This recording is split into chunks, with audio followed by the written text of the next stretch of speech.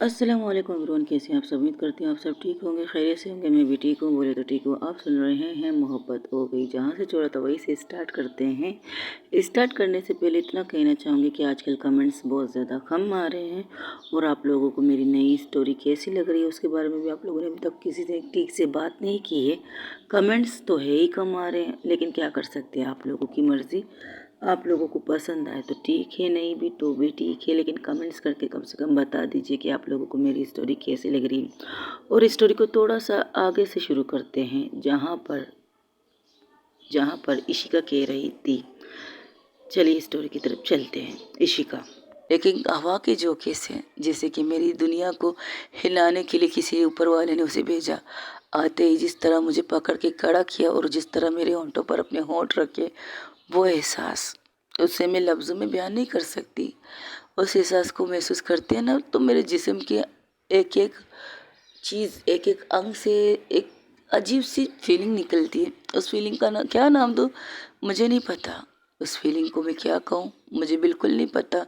लेकिन वो थी, तो आज तक शायद मैं उस किस को फील नहीं कर पा रही हूँ। हैं, आशा कुछ कहने लगती है तो आशा के पास खड़ी थी रेहाना, तो उसके मुंह पर हाथ रख के कहती, चुप, मुझे बात करने दीजिए। ओ सॉरी। इतने सारे किस करने के बाद भी तुम यही कहना चाहती थी ना। हाँ, इतने सारे मोमेंट्स करने के बाद भी, इतनी सारी चीज़ें करने के बाद भी, आज भी ना वो किस यूनिक किस है मेरे लिए। वो किस ऐसी किस है ना, जिसे मैं दोबारा कहती हूँ, लफ्ज़ों में बयान नहीं कर सकती। मेरे दिल से लेकर मेरी रूह तक उस किसने छुआ है। उस किसने मुझे बहुत अंदर तक झंझोला है। उस किसने मुझे मेरे दिल की सुकून दी है। उस किसने मुझे बूब्स बम दिए। उस किसने मुझे वो सारी फीलिंग दी है जो शायद मैं कभी कह नहीं सकती थी। हाँ, तुम्हें पता था कि मुझे लड़कियों में इंटरेस्ट है, लेकिन मुझे कोई गर्लफ्रेंड मिली नहीं है। और ये फर्स्ट किस थी जो किसी लड़की ने मुझे की थी। ये कहो, उस किस में मैं भी खो चुकी थी। मैं भी रिटर्न उसे वही किस कर रही थी जो वो मुझे कर रही थी। उसने किया होगा मजाक में, लेकिन मैंने जो किया ना, वो शायद मेरी फीलिंग थी। जहाँ मेरे दिल के अंदर एक कोना था, जहाँ पर किसी का इंतज़ार था, जहाँ पर कोई आए, मुझसे कहे कि आई लव यू, मुझसे ये कहे मैं तुमसे प्यार करती हूँ। मुझे डरती हुई थी, मैं अप्पा की वजह से डरती थी, बाकी मुझे डर किसी चीज़ की नहीं थी। लेकिन जब उसके होंठ मेरे होंठों पर लगे, उसके नरम मखमली सी गुलाबी होंठ, हाय, उसे छूने में जो महसूस एहसास था ना, उसको बयान करना मुश्किल है मेरे लिए। उसकी चीज़ें मुझे ये दिखाती है कि हाँ, ये है, ये मेरी है। जब मुझे ये ऐसा लगा कि ये मेरी है, तो मैंने अपने हाथों को ले जाकर उसके नेक को ग्रैब किया। वो भी पीछे नहीं हटी। हाँ, शर्त तो बस इतनी थी ना कि आके किस करे और प्रपोज करे। उसने पहले मुझे प्रपोज किया, फिर सबके सामने मुझे किस किया। वो किस बैक मैंने भी किया था, हम दोनों ने किया था। वो किस कितने मिनट तक चली, ना मुझे पता, ना उसे शायद पता ना हो, लेकिन मुझे पता है पूरे 40 मिनट से ज़्यादा हम लोगों ने एक दूसरे को किस किया था। अगर उसके दोस्त उसे ना आके मुझसे ना हटाते, तो अब भी हम किस करते, शायद 1 घंटे, शायद 2 घंटे। हमारी सांस भी भूल चुकी थी, लेकिन ना वो रुकना चाहती थी और ना मैं रोकना चाहती थी। जब वो पीछे हटती थी तो मैं अपने हाथों की दबाव को उसके सर के पीछे से करके अपने पास और पुश करती और उससे किस करने की कोशिश करती। वो किस पैशनेट भी था, फिर सॉफ्ट भी हुआ, फिर पैशनेट हुआ। लेकिन वो किस क्या था, अब तक वो मैं महसूस करना चाहती हूँ। उसी जहाँ पर हमारी पहली किस हुई थी, उसी फीलिंग के साथ, अनजानों की तरह, एक दूसरे से मिलके अनजानों की तरह आके डायरेक्ट वो मुझे किस करे। वो किसकी बात ही कुछ और है। आ, अक्का, तो जैसे ही अक्का सुनती है तो उसकी तरफ देखती, तुम यहाँ क्या कर रही हो। हाँ, आप जिस तरह से फीलिंग में बता रही है ना, आगे पीछे भी देख लेती तो आपको पता चल जाता है यहाँ पर कौन कौन है। क्या मतलब, तो दिखाती है सामने जहाँ पर उसके मोम डैड कमरे की तरफ जा रहे थे। शिट यार, आयशा ये क्या था यार। मुझे क्या पता। वैसे सच में तो आज भी उस किस को मिस करती है, लेकिन फिर भी मेरा सवाल यही होगा, कि तुम लोगों ने इतने खूबसूरत लम्हे गुजारे, इतने खूबसूरत मोमेंट गुजारे, फिर भी तुम ये किस। वहाँ पर दो लोग ये सुन रहे थे क्योंकि ब्लूटूथ रूही ने भी कान में लगाई थी, ब्लूटूथ नूर ने भी कान में लगाई थी, क्योंकि उन दोनों के पार्टनर से बात कर रहे, तो हक तो दोनों का था। जिनके चेहरे पर स्माइल जा नहीं रही थी, लेकिन जो जो बातें कर रही थी इशिका, वो बातें सुनकर रूही अब लाल पीली हो रही थी। और पीछे आराम से आते आते रूही के कंधे को टच करके नूर कहती है, ओहो, जैसी फीलिंग तेरी थी वैसी फीलिंग तो इस बंदे की भी है, और तू भी आज तक उस किस को मिस करती है। एक दफ़ा तुमने तो कहा था चुप कर जा, यहाँ पर हम सब में कॉलेज की तरफ से। नहीं नहीं, सच है, तू भी तो उस किस को मिस करती है, एक दफ़ा कहा था ना तूने। कहा था, तो कर लो, अरमान है, जाग चुके हैं, वहाँ जाऊंगी तो कर लूँगी, डोंट वरी। कहाँ पे? वहीं पे, उस रेस्टोरेंट पे, उस होटल पे। जस्ट शट अप, चुप रहो तुम। अरे हाय, क्या लाल पीली हो गई। हमारा तो असाइनमेंट खत्म हो चुका है, मॉम डैड भी आ चुके हैं, क्यों ना इनके साथ ही चला जाए। यहाँ पर बहुत से कुछ काम है, वो करना है। अब वो जो सरप्राइज़ देती है तो मैं भी सरप्राइज़ दूंगी उन्हें। ऐसा सरप्राइज़ दूंगी ना तो ही पता चलेगा उन्हें कि कैसी सरप्राइज़ मैं देती हूँ। ओहो, बल्ले दी बल्ले, शावानी शावा, क्या बात है। चलो फिर हो जाओ शुरू। तो लोग मोबाइल को एक साइड में रखते हैं, तो उनको भी आगे आके कुछ स्पीच देनी पड़ेगी। तब आयशा कहती, लो दोनों बातें कर रहे हैं, आओ बैठो। तो इशिका अब भी उसी लाल पीली थी। रूही ने अब भी मोबाइल ऑफ नहीं किया था, बस मोबाइल को साइड में रख के उसे देख रही थी। उन्हें लगा कि जो स्पीच वो दे रही है वो शायद इस मोबाइल में लिखा होगा, तो उसे देख रही है, लेकिन उन्हें नहीं पता था यहाँ पर जो कुछ हो रहा है वो सब कुछ देख रहे हैं। उनकी फनी गाने की चीज़ें और सब कुछ देख चुके थे। हाँ, गाना तो सबने देख लिया था। तो इशिका ने, रूही आयशा ने गाया था, इशिका ने गाया था, सब लोगों ने देख लिया। लेकिन इसके बाद पर्सनल ही कर लिया था। रूही ने अपने मोबाइल को सिर्फ वो देखना चाहती थी, वो फील करना चाहती थी अपनी मोहब्बत की बातें। तो अब वो लोग स्टेज पर खड़े होकर बात करने लगते हैं। वो कहती है, मैं क्या खाऊं, मुझे यहाँ आना नहीं था लेकिन आ गई। मुझे ये सब कुछ करना नहीं था, एक्चुअली मुझे बनना है कुछ। हाँ, मेरी गोल एक ही है कि मुझे अपने डैड का बिजनेस संभालना है। अब वो स्पीच देने स्टार्ट कर चुकी थी। मैं ज़्यादा भाषण नहीं दूंगी, लेकिन बस इतना कहूँगी ना, अगर आपके पार्टनर आपके साथ अच्छा हो तो आप हर गोल अचीव कर सकते हो, जो करना चाहे वो भी, जो ना करना चाहे वो भी। मैं यहाँ आना नहीं चाहती थी, लेकिन मेरे पार्टनर, माई वाइफ ही इशिका अय्यर, जो मेरी बीवी है, जो वहाँ रह रही है मेरे बगैर, उसने 1 साल मेरे बगैर गुजारे हैं, तो उसकी ब्याह मैं ये कहूँगी, मैं उन्हें थैंक यू कहूँगी। मैंने ये नहीं कहा था कि मैं यहाँ आऊँगी ये सारी अचीवमेंट हासिल करूँगी, बिल्कुल भी नहीं। लेकिन उसने मुझे यहाँ भेजा है। उसने कहा था कि वो नहीं चाहती कि कल को लोग कहें एक टीचर की बीवी। हाँ, अगर कोई अच्छी सी साइंटिस्ट की बीवी कहे ना तो उसे गर्व होगा, एक बिजनेस वूमन की बीवी कहे उसे गर्व होगा, उन्हें अपनी चीज़ों पर नहीं। हालांकि वो भी काबिल तारीफ़ है, मेरी girlfriend, oh sorry my wife ही काबिल तारीफ़ है। टोटल ही परफेक्ट पैकेज। अगर घर गृहस्थी कहा जाए तो वो भी संभाल लेगी, अगर कॉलेज कहा जाए वो भी संभाल लेगी। मैं एक बतौर एक लाइफ पार्टनर के तौर पर कहूँगी, मुझे जब एक माँ की ज़रूरत होती है तो एक माँ बन जाती है। जब एक, मेरी मॉम स्ट्रिक्ट मॉम है तो वो स्ट्रिक्ट मॉम बन जाती है। जब मुझे फादर की ज़रूरत होती है, एक पापा की तरह मुझे हर लाड उठाती है। जब मुझे एक दोस्त की ज़रूरत होती है तो एक दोस्त की तरह मेरे साथ खड़ी होती है। जब मुझे एक रियल लाइफ पार्टनर यानी कि मेरी बीवी, मेरी मंगेतर की तरह चाहिए, तो वो बिल्कुल वैसी ही खड़ी हो जाती है। मुझे खाना बनाने में इंटरेस्ट नहीं है। हाँ, मुझे चावल उबालना, अंडे उबालना आता है।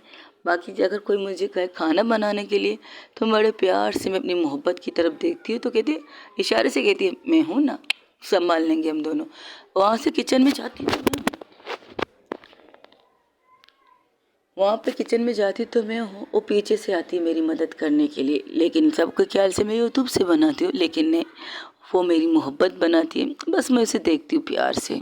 ऐसी है मेरी बीवी, परफेक्ट। कहते घरेलू मटेरियल, लेकिन वो घरेलू मटेरियल के साथ साथ एक बहुत ही अच्छी टीचर है, एक बहुत ही अच्छी उस्ताद है, एक बहुत ही अच्छी गुरु है। हाँ, मैंने अपने उस्ताद, अपने गुरु से प्यार किया है, और अपने गुरु दक्षिणा ने मैंने उनसे, वो उन्होंने मुझसे कुछ नहीं मांगा, लेकिन गुरु दक्षिणा ने मैंने उन्हें खुद को दिया है। मैंने खुद को उन्हें सौंपा है। अगर एक ज़िंदगी की 1000 ज़िंदगी मुझे मिले ना तो मैं उनको देने के लिए तैयार हूँ, क्योंकि मैं फ़ख्र से कह सकती हूँ मैं इशिका अय्यर की वाइफ हूँ और वो मेरी वाइफ है। मेरे लिए गर्व की बात है। आज जिस मकाम पे मैं खड़ी हूँ, जिस जगह पर मैं खड़ी हूँ, बहुत से ऑफ़र मुझे मिल चुके हैं, बहुत सी चीज़ें मुझे यहाँ पर अचीव करने के लिए मिल चुकी है, लेकिन उन सबको मिलने के लिए मुझे उनसे दूर रहना पड़ेगा। मैं ये नहीं कर सकती। हाँ, मुझे ये तक कहा गया है कि अगर मैं चाहूँ मैं अपने पार्टनर के साथ भी यहाँ पर शिफ्ट कर सकती हूँ। यहाँ पर उन्हें अच्छे से अच्छे यूनिवर्सिटी, अच्छे से अच्छे कॉलेज पर उनका मतलब जॉब हो सकता है। लेकिन मैं जानती हूँ और वो भी जानती है, अगर मैं उसके बगैर नहीं रह सकती, वो मेरे बगैर नहीं रह सकती, तो हमारी फैमिली जो हमारे साथ है, क्या वो लोग हमारे बगैर रह सकते हैं? बिल्कुल भी नहीं। हम अपनी जगह पर खुश हैं। अगर वहाँ पर हमें जॉब नहीं मिला तो क्या हुआ? मेरे डैड की बिज़नेस है, लेकिन हाँ, मेरे जितने दोस्त थे उनको यहाँ के ऑफ़र मिले और अगर वो लोग एक्सेप्ट करेंगे, मुझसे ज़्यादा खुशकिस्मत और कोई नहीं होगा। लेकिन ये भी उनकी लाइफ़ है। जिस तरह मैं किसी को अपनी लाइफ़ पर कंट्रोल करने की इजाज़त नहीं दे सकती, उस तरह मैं अपने दोस्तों की लाइफ़ को भी कंट्रोल नहीं कर सकती। इन्हें जो बनना है, जो करना है वो कर सकती हैं। लेकिन मुझे जाना है, मुझे अपनी रूही के मुझे अपनी शिका के पास जाना है और मुझे जाकर ही रहना है। अब मैं कब जाऊंगी मुझे नहीं पता। ये असाइनमेंट ख़त्म हो चुकी है। असाइनमेंट के बाद कुछ और काम है, शायद एक और महीने लग जाए, यानी कि 1 साल से ऊपर लग जाएंगे, मुझे नहीं पता। लेकिन ये काम ख़त्म करके जाऊंगी, क्योंकि अधूरी चीज़ें मेरी वाइफी को पसंद नहीं है। अधूरी चीज़ें, अधूरे काम, अधूरी बातें। क्यों वाइफी? सही कहा ना? तो इशिका जैसे ही सुनती है वो बैठ जाती, कहती ये क्या बात हुई, इसने जल्दी असाइनमेंट ख़त्म किया आने के लिए ना। अब ये कह रही है तेरी सासत मेरी भी नैया डूबी है, हट यहाँ से। तुझे बड़ी है ना बेचने की, अब बेच। अब वो तुझे सज़ा देने के चक्कर में मुझे भी सज़ा दे रही है। और हाँ, मेरे ग्रुप तो आने वाली है, वो आ जाएंगे, लेकिन मेरा थोड़ा काम यहाँ पर रह चुका है तो मैं वो करूँगी। एक्चुअली मेरे पापा की बिज़नेस यहाँ पर भी है और मेरे पापा के बिज़नेस में कुछ प्रॉब्लम हो रही है, तो उन प्रॉब्लम को क्लियर करके मैं वापस जाऊँगी। तो उसके लिए मुझे 1 महीने एक्स्ट्रा या 2 महीने एक्स्ट्रा या 3-4 महीने कह सकते हो लग सकती है। अब मैं यहाँ से अपनी वाइफ ही को मैसेज दे रही हूँ। ये मैसेज खास कर आपके लिए। 1 साल आपने लगाए, कुछ महीने में यही लगा लेती हूँ, तो इंतज़ार करिए ना। वो क्या कौन सा गाना है? 1 2 3 4 5 6 7, ये वाला गाना रोज़ सुनिएगा, एंजॉय करिएगा। और एक और गाना है, वो कौन सा, सलमान खान का, हाँ, आजा शाम होने वाली, वो भी सुन लीजिएगा रात को। वो भी मज़ेदार सॉन्ग है, रोमांटिक सॉन्ग है, वो भी सुनने में आपको मज़ा आएगा और गुनगुनाते भी रहिएगा मेरी याद में। अगर ये सब ना हो पाए तो आसमान के नीचे सो जाइए और वहाँ पर आसमान में जितने भी तारे उन्हें गिन लीजिएगा। अब तो मैं आपके हाथ में आने नहीं वाली। अब थोड़ी थी सज़ा आपको और मिलनी चाहिए। इशिका का चेहरा इस पे बहुत ज़्यादा उतर जाता है। हाँ, जैसी करनी वैसी भरनी। तो वहाँ से रूही भी ऐसी कहती, जैसी करनी वैसी भरनी। लेकिन thank you so much guys. और हाँ, आज की इस बड़ी खुशी में मेरी पेरेंट्स भी आए, मेरी फैमिली भी आए, हम सबकी फैमिलीज आए हुए हैं। हम जितने भी लोग यहाँ खड़े हैं उनकी फैमिली, उनके पार्टनर्स आए हुए हैं, सिवाय मेरे पार्टनर और मेरे दोस्त के पार्टनर के अलावा बाकी सब लोग यहाँ आए हुए हैं। लेकिन उनकी खुशियाँ, उनकी दुआएं हमेशा मेरे साथ रहेंगी। इस बात का सबूत है मेरी फैमिली। मेरी खुशियों के लिए मेरे पार्टनर ने मेरी फैमिली को यहाँ भेजा है, तो इसके लिए मैं बहुत खुश हूँ और हमेशा खुश रहूँगी। और मुझे पता है जब तक वो मेरे साथ है तो मैं हमेशा खुश रहूँगी। Thank you everyone, thank you so much. और फिर से माजरत चाहती हूँ कि मैं आप लोगों की कोई डील या चीज़ें नहीं कर सकती। I am sorry guys. हाँ, बाकी जो काबिलियत आप लोगों ने मुझ में, मेरे दोस्तों में देखी है, उस काबिलियत को आप फ़र्किए और बाकी जितने भी लोग हैं उनको ऑफ़र दीजिएगा। उन्होंने ऑफ़र एक्सेप्ट कर लिए तो ठीक है। मैं अपने दोस्तों के सामने कहूँगी, अगर आप में से किसी ने इनके ऑफ़र एक्सेप्ट किया, आपको जब भी मेरी ज़रूरत होगी, जब भी, चाहे रात के 1 बजे, रात के 3 बजे, तो मुझे कॉल करेंगी ना, तो आपकी ये दोस्त आपके सामने तो नहीं आ सकती, लेकिन कॉल अटेंड करके आपकी प्रॉब्लम को सुन के आपकी प्रॉब्लम की सलूशन निकाल के आपको दूंगी। ये वादा रहा मेरा रूही सिंह इशिका अय्यर का, मिसिस इशिका अय्यर का आपसे वादा रहा अपना। ठीक है, thank you so much guys. ये कहकर वो लोग स्टेज से उतर जाते। स्टेज से उतरने के बाद तो हिमा की तरफ कहती है, ज़रा मोबाइल दो अपनी बहन को। ओके अक्का, ओके बबी। क्या? फ़ोन? हाँ, तो तुम अपने दोस्तों से बात करो, मुझे क्यों दे रही हो? हाँ, आप देख लीजिए तो आप समझ जाएंगे मैं किससे बात कर रही थी। एक मिनट, तुम किससे बात कर रही थी? देख लीजिए। तो जैसे ही देखती तो सामने इशिका और रुही एक दूसरे के सामने। सो कैसा रहा आपको मेरा सरप्राइज? This not fair. तुम कब से हमें देख रही हो? जब से कौन सा एक मिनट रुको। कौन से गाने के टाइम पर? हमसे रहोगे क्या हमेशा कफा? हाँ देखो ये गुस्सा छोड़ो, अब तुम ये किस्सा छोड़ो। हम है शर्मिंदा, गलती होगी ना आइंदा।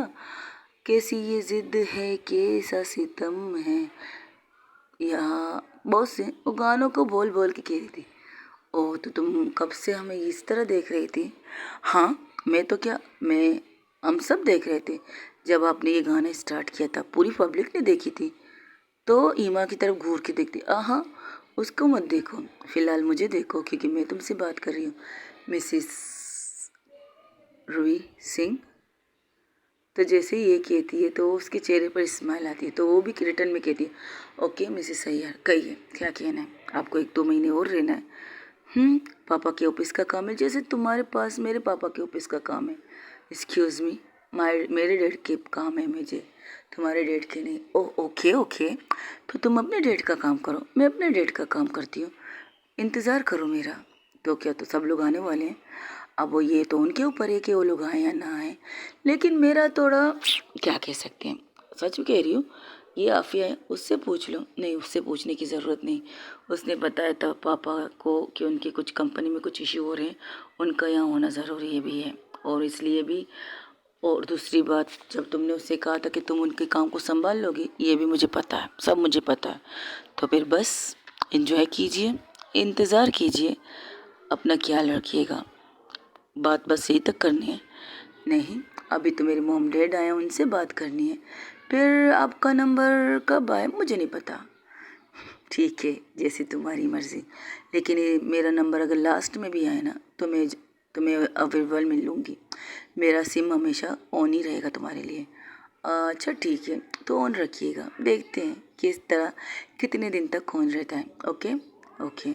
इसी तरह उनकी बात होती है, वो फ़ोन बंद कर देते, वो लोग वहाँ पर एक केक, छोटा सा केक लाते हैं, उस केक की वीडियो बना के हिमा रूही के पास भेजती कि उनकी खुशी में यहाँ पर केक काटा जा रहा है। तो उस चीज़ पर बहुत बड़ी स्माइल पास करती है, मौजी भेजती है। फिर वो अपने मॉम डैड के साथ काम में लग जाती, उनसे मिलती है, उनके साथ घूमने लगती है, बातें करती है। इस तरह करते करते वहाँ रात हो जाती है, यहाँ पर सुबह हो जाती है। तो वो अपने डैड के साथ कुछ देर के लिए ऑफिस जाती, तो उसके डैड कहते तुम सच में यहाँ रहोगी? तो डैड काम करें, हम यहाँ ऑफिस में काम के लिए आए हैं। ओके, जैसे तुम्हारी मर्ज़ी। और उसी तरह वहाँ पर काम करने लगते थे। 1-2 हफ्ते एक और गुजर जाते।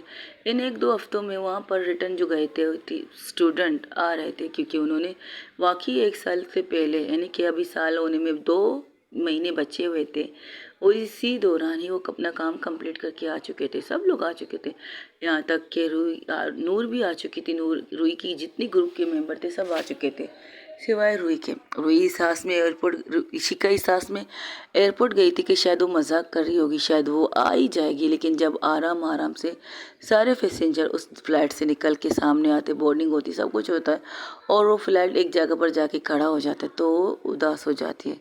तो कहती वाकई वो नहीं आई, मैंने सोचा वो मजाक कर रही है। तो आयशा उसके कंधे पर हाथ रख के कहती है, वो उसके साइड में रूही थी। तो रूही कहती है वाकई उसे बहुत ज़्यादा काम है, हम लोगों ने सोचा मजाक कर रही होगी, लेकिन जिस तरह से उसके काम है, अंकल आंटी भी वहाँ रुक चुके थे, बहुत सीरियस मैटर हुआ है वहाँ पे। क्या हुआ है पता नहीं, बस इतना पता है कि उस मैटर को जब तक रूही हल ना करे वहाँ से निकलेगी। ऐसा पता चला कि रूही के पापा के अकाउंट कम, उस ऑफिस के अकाउंट से कोई पैसे बेईमानी से निकाल रहा है, उस चीज़ के लिए वो रुकी है। तो वो उसको सॉल्व कर लेगी।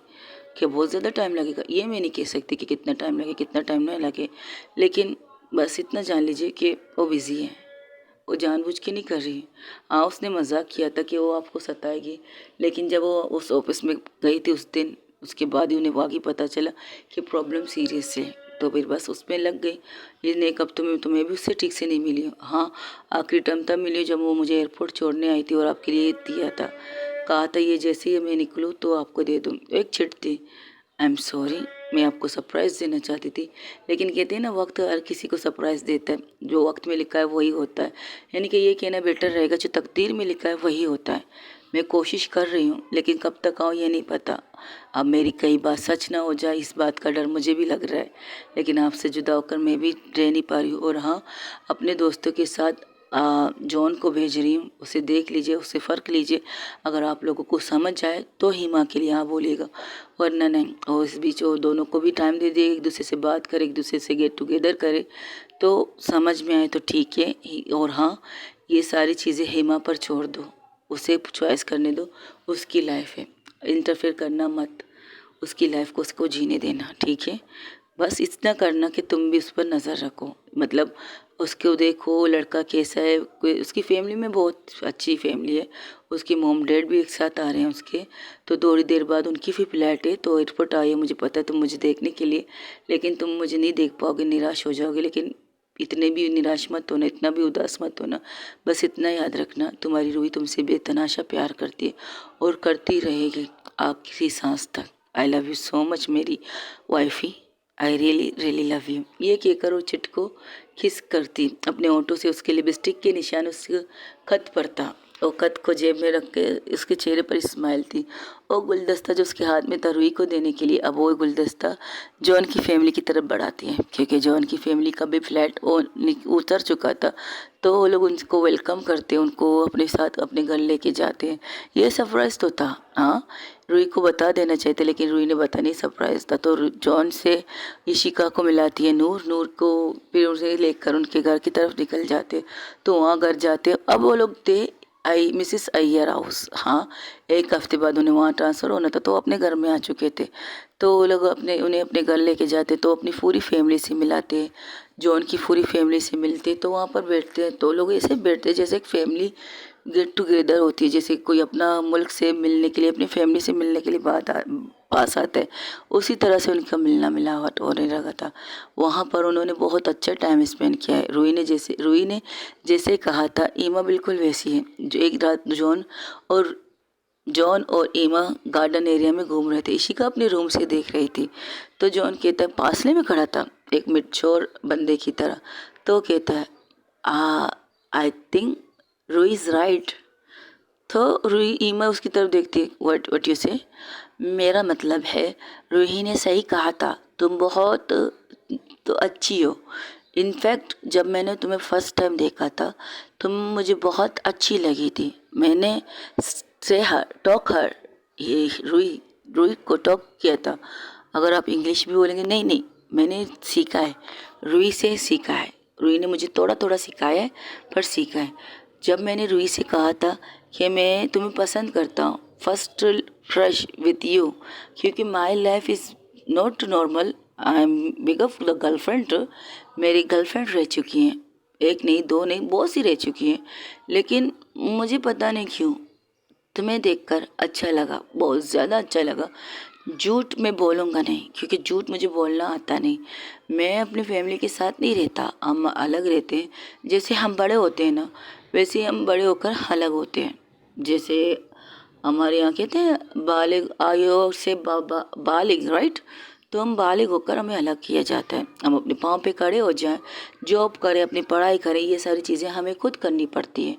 तो मैं करता हूँ, खुद से करता था और आगे भी करूँगा, ये नहीं करूँगा, लेकिन हाँ, तुम्हें संभालूंगा ज़रूर। और रूही ने ये कहा था, तुम बहुत मासूम हो, तुम हर चीज़ में बहुत अच्छी हो, तुम्हारी कोई लाइफ में बॉयफ्रेंड नहीं है, कोई अच्छी नहीं है, तुम इतनी अच्छी हो, तुम्हारी फैमिली बहुत अच्छी है। मैं खुश नसीब होऊंगा, अगर तुम यहाँ रहना चाहती हो मैं यहाँ रहूँगा, मुझे कोई प्रॉब्लम नहीं, क्योंकि यहाँ पर भी हमारा घर है, यहाँ पर हमारे फ्रेंड वगैरह है जो हमारे घर संभाल रहे हैं। लेकिन यहाँ रहोगी तो यहाँ पर भी, और वहाँ भी रहोगी वहाँ पर भी, और वहाँ पर भी पूरी तरह से नज़र रखेगी मुझ पर, मुझे इतना यकीन है, क्योंकि वो शिका से बेतहाशा प्यार करती है।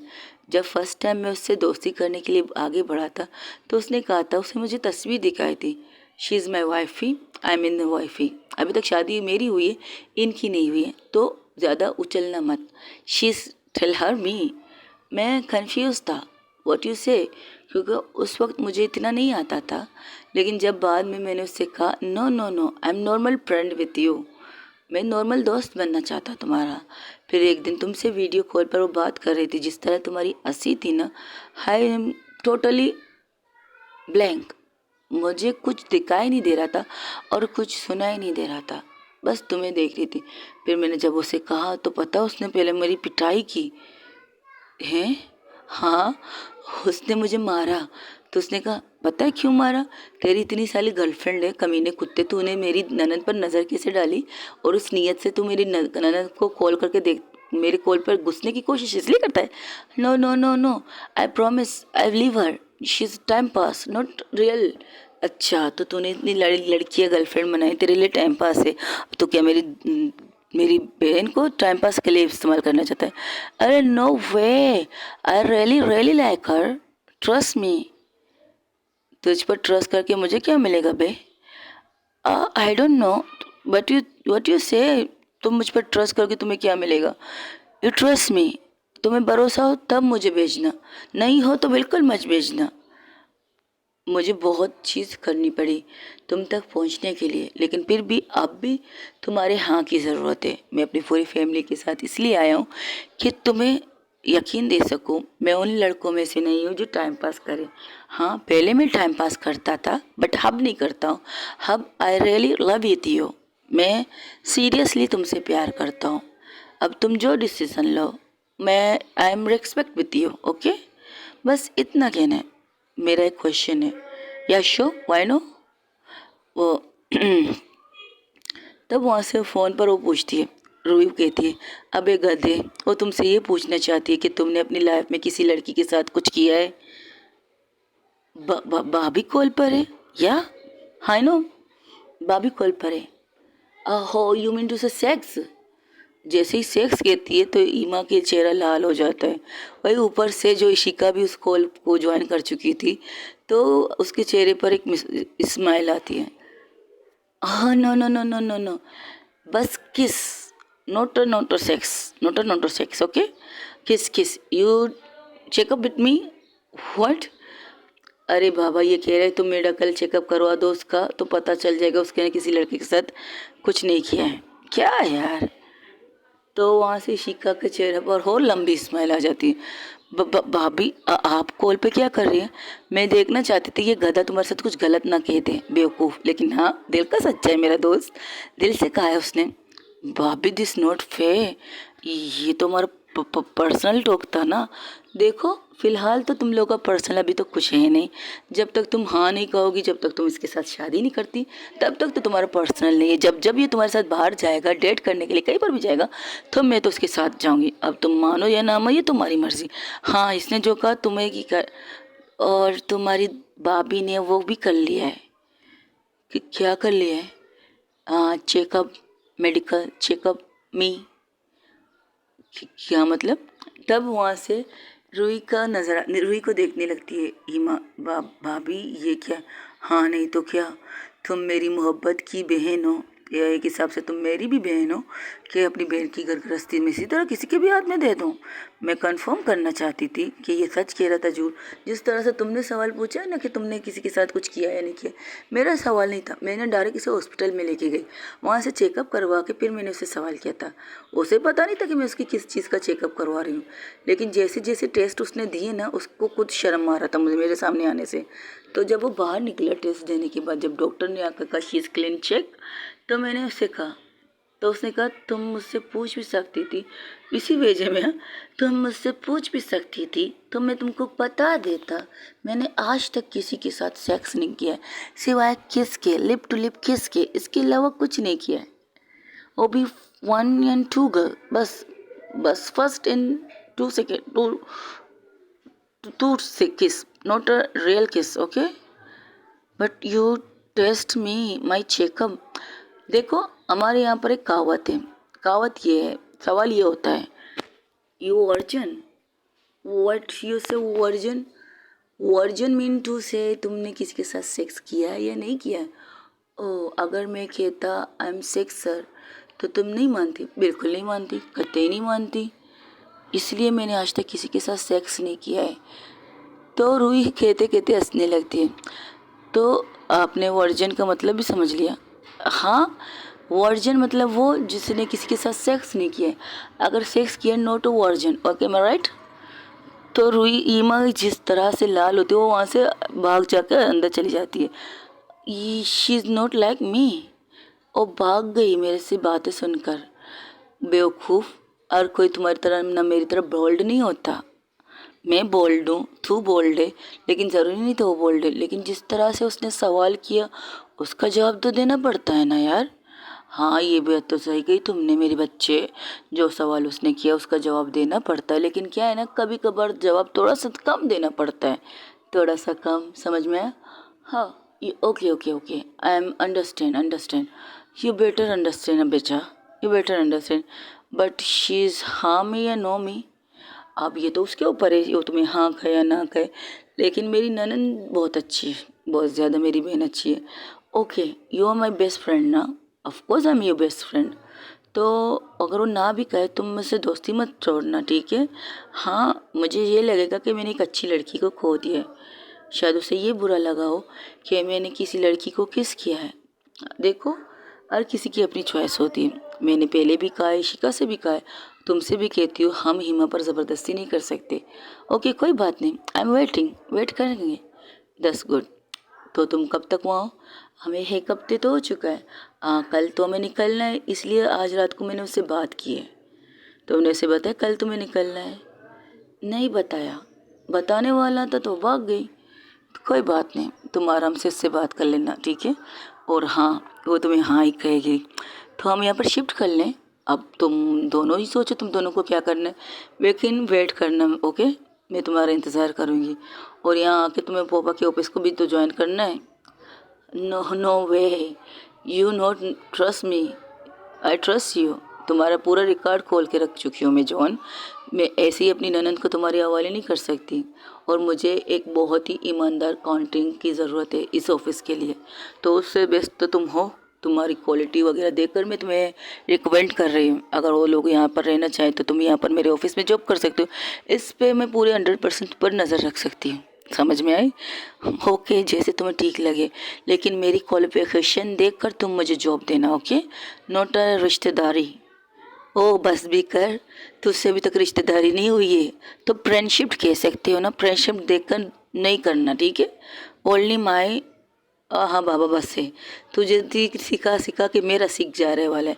तू बस ऐसे ही रहे, बहुत अच्छा लगा, ठीक है? तो फ़ोन कट करती है तो शिखा से बात करती है तो कहती है सो कैसा लगा?